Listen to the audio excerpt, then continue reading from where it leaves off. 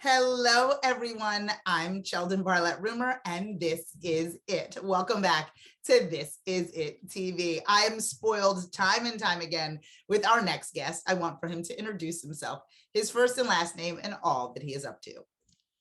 Cheldin, I'm Bezich, men's health advocate, contributing writer to phillyvoice.com, and of course, the author of Crack the Code, 10 Proven Secrets That Motivate Healthy Behavior and Inspire Fulfillment in Men Over 50.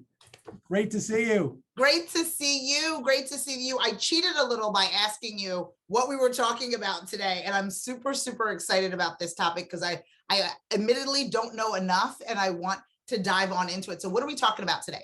Well, it's a hot topic, and one of the things that men and women of all ages struggle with is their weight and their diet.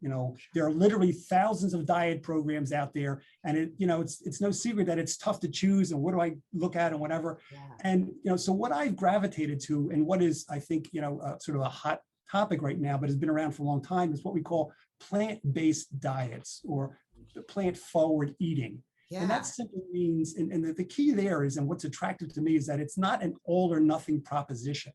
Meaning that you're not a vegan, you're not a vegetarian.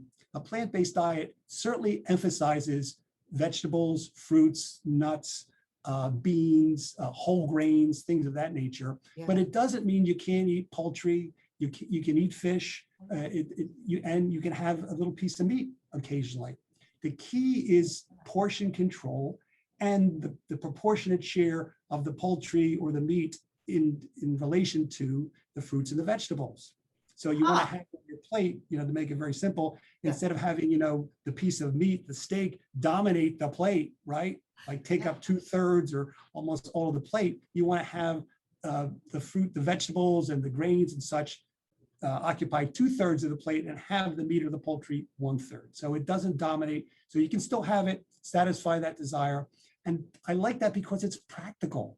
Yes. Something a guy can sort of wrap their head around. And I've, without knowing it was called a plant-based diet, that's what I've been doing for several years now. I love the simplicity of just changing the ratio of food, right? So it's not necessarily saying you can't get the things that you love or the poultry or the meats that you are accustomed to or really want to eat, but it's saying instead of adding making that the larger portion of it, just do double veg, right? Or do, that in that, when you go out or even at home, I've started to cook. I've started to cook. So even when I'm placing, which has been so much fun, truthfully. And so when I'm making these wonderful plates, really, as I'm setting up the plate, making sure that there's more veggies and greens on there, I think is an easy solution. Yeah, it seems reasonable. And again, whether you're cooking for yourself or you're dining out, just a little creativity, you can get there. And of course, I also like it because it's based in the science and its contribution to our health. It can reduce the risk of heart disease. It can reduce the risk of cancer, reduce the chances to get high blood pressure, all sorts of good, positive health benefits to it. So, when you combine the health benefits, relative to other diet programs, which are much more extreme, the reasonableness of it, I think it's a winning combination. I do. And I'm really interested because I was ready for you to dive into an all or nothing conversation, right? Or how to wean me off of those, those other proteins or those meats, but you're saying that it is a combination. And for those of you that are out there thinking that this is the vegan alternative, this is being vegan or being vegetarian, you're saying a plant-based diet is not. No, I think it's being practical. I think it's being, realistic and saying, look, you can eat your meats and you can eat your poultry, you can eat fish, you can eat eggs and dairy, but just don't overdo it. Try to emphasize, try to make the largest portion of your diet focused on the grains and the fruits and the vegetables. Eat fruit for dessert or have some nuts for dessert. I did that last night, as a matter of fact. Had a little bit of fruit and a few cashews, and that was my dessert. And over time, it satisfies your appetite. It satisfies your desire for something a little sweet or sugary, natural sugars in the case of the fruit. And again, I think you can. I don't feel like I'm giving up. And I'm not enjoying a meal in the conversation that goes with it. No, I love that because I have a little bit of a sweet tooth, I'm not gonna lie.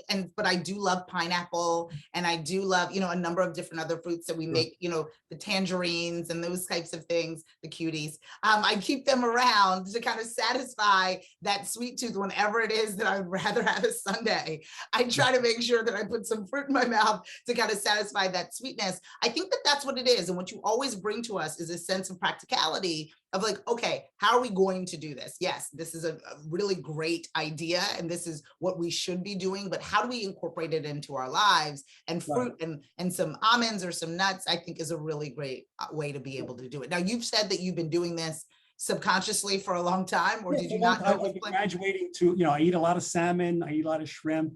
I can't, maybe once a month now, I have like a little, maybe a 6-ounce fillet or something like that. But really have come to enjoy some vegetables that as a kid I wouldn't have nothing to do with. But as we age, there are some positive benefits to aging. You appreciate the broccoli or the cauliflower or things that as a kid I'd be, oh my God, come on, forget it. But the key, I think, is for your viewers is sustainability over the long haul. When you have these all or nothing vegan or other stuff, look, if you can do it, that's great. If it works for you, that's perfect. But if you want to, sustain your diet regimen over the long haul, then you really have to be practical about it, and again, try to keep it simple and straightforward.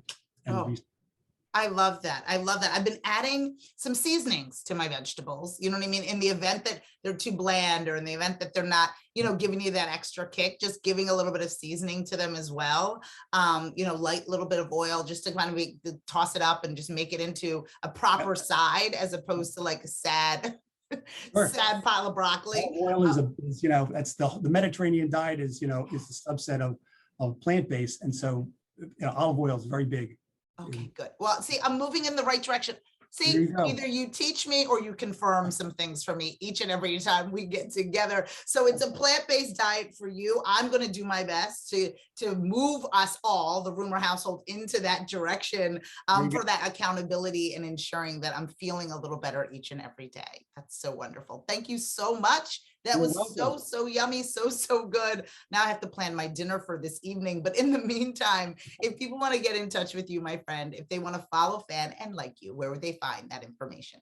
Go to 50, just like behind me, 50plusmen.com. You'll see all my my podcasts with you and the articles I write and more stuff about the book. And of course, if you want to hold me for speaking, and you'll start to see little tidbits about the next book coming out early next year. The next book that's coming out, I promise you, my friend, get your hands on the book. Follow, fan, and like my dear friend that spoils me every time he joins us on This Is It TV. I promise you, you will not be disappointed. Thanks again for joining me. Thank you so much. Of course, from all of us here at This Is It TV, I'm Cheldin Barlett Rumor, and we will see you soon. Take care.